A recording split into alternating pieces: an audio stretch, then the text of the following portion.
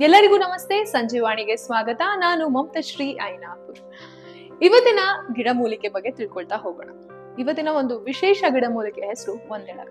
ಇದು ಎಲ್ಲ ಹಳ್ಳಿಗಳಲ್ಲಿ ಸಿಗುತ್ತೆ. ಇತ್ತೀಚೆಗೆ ಎಲ್ಲ ಸಿಟಿಯಲ್ಲೂ ಕೂಡ ಸಿಗುತ್ತೆ. ಇದರಿಂದ ಏನೇನ್ ಪ್ರಯೋಜನ ಇದೆ ತಿಳ್ಕೊಳ್ತಾ ಹೋಗೋಣ ಬನ್ನಿ.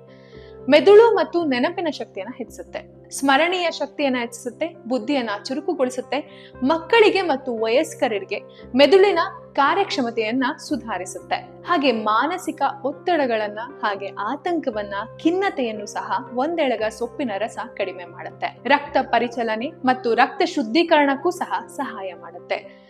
ರಕ್ತದೊತ್ತಡ ನಿಯಂತ್ರಣಕ್ಕೂ ಸಹ ಒಂದೆಳಗ ಒಂದು ರಾಮಬಾಣದ ರೀತಿ ಕೆಲಸ ಮಾಡುತ್ತೆ. ಕೆಮ್ಮು ಮತ್ತು ಅಸ್ತಮಾ, ಉಸಿರಾಟದ ತೊಂದರೆಗಳನ್ನು ಸಹ ಒಂದೆಳಗ ನಿಭಾಯಿಸುತ್ತೆ. ಮಲಬದ್ಧತೆ ನಿವಾರಣೆಗೂ ಸಹಾಯಕವಾಗಿದೆ. ಬ್ಯಾಕ್ಟೀರಿಯಾ ಮತ್ತು ವೈರಸ್ ಸೋಂಕುಗಳನ್ನು ಎದುರಿಸಲು ಇದು ಹೆಚ್ಚು ಶಕ್ತಿಯನ್ನ ಕೊಡುತ್ತೆ. ವಯಸ್ಸಾದ ಲಕ್ಷಣಗಳಾದ ನೆರಿಗೆಗಳನ್ನು ನಿವಾರಿಸುತ್ತೆ, ಅಲರ್ಜಿ ಉತ್ಪತ್ತಿ ಕಡಿಮೆ ಮಾಡುತ್ತೆ, ಗಾಯ ಮತ್ತು ಸುಟ್ಟ ಗಾಯಗಳನ್ನು ಶಮನ ಮಾಡುತ್ತೆ, ತುರಿಕೆ ಮತ್ತು ಸೋರಿಯಾಸಿಸ್ ಪರಿಹಾರ ಸಹ ಇದಾಗಿದೆ. ಕೂದಲು ಉದುರುತ್ತಿದೆ ಅಂತ ಹೇಳಿದ್ರೆ ಇದನ್ನ ಸರಿಯಾಗಿ ರುಬ್ಬಿ ನಿಯಮಿತವಾಗಿ ಬಳಸಿದ್ರೆ ಕೂದಲು ಉದುರುವಿಕೆಯೂ ಸಹ ಕಡಿಮೆ ಆಗುತ್ತೆ.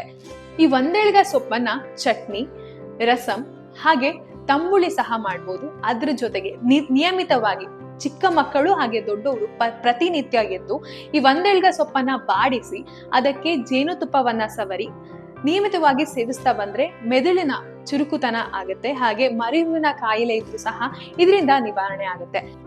ಒಂದೆಳಗ ಸೊಪ್ಪು ರಾಮಬಾಣದ ರೀತಿ ಕೆಲಸ ಮಾಡುತ್ತೆ. ಇದನ್ನ ಮನೆಯಲ್ಲೂ ಸಹ ನಿಮ್ಮ ಪಾಟ್ ನಲ್ಲಿ ಬೆಳೆಸಬಹುದು.